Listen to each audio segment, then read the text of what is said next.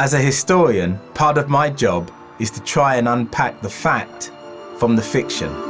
St Guthlac's life is one of those obscure moments on those Lincolnshire fens in Crowland. All the way till now, 1,300 years later, we are still talking about this man. There's an old idea that to want to be poor, you have to be rich in the first place.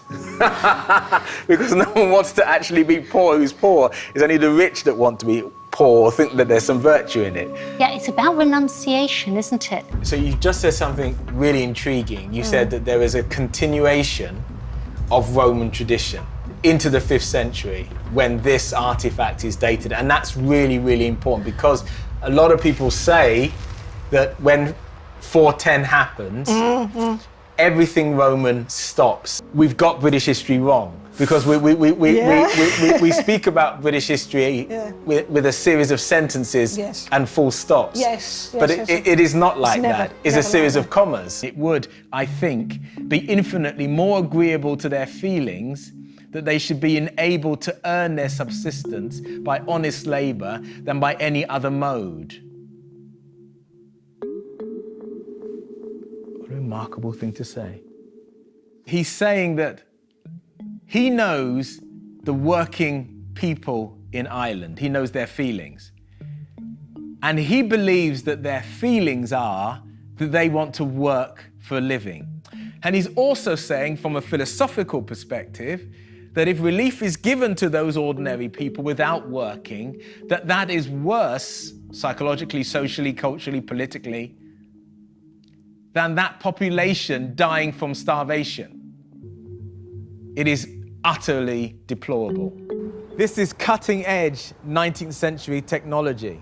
The same sort of technology that we would now associate with traveling into space is what the Victorians built here. It's absolutely remarkable and truly incredible that this one place should have such a monopoly over trade. How can it be? It is astounding that the German Foreign Secretary would write to the Mexican authorities encouraging them to make war on the United States of America and to claim territories such as Texas from the United States of America. And yet this is precisely what this telegram does. It brings the war home to their own borders. I think if you were a person of color, or you're Jewish, communist, or any of those people who are going to be the victims of Nazi atrocity, you would feel totally alone and appalled. So the idea was that if they marched through the East End, they would be joined by throngs of fascists and racists.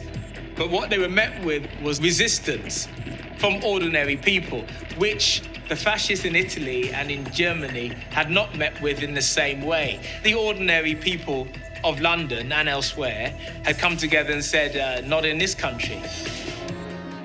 When I was looking at those grave goods with Sue, I began to understand the importance of history working with archaeology.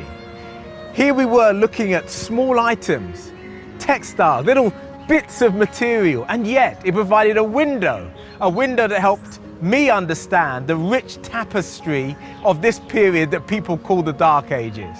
I discovered that it's not particularly dark at all.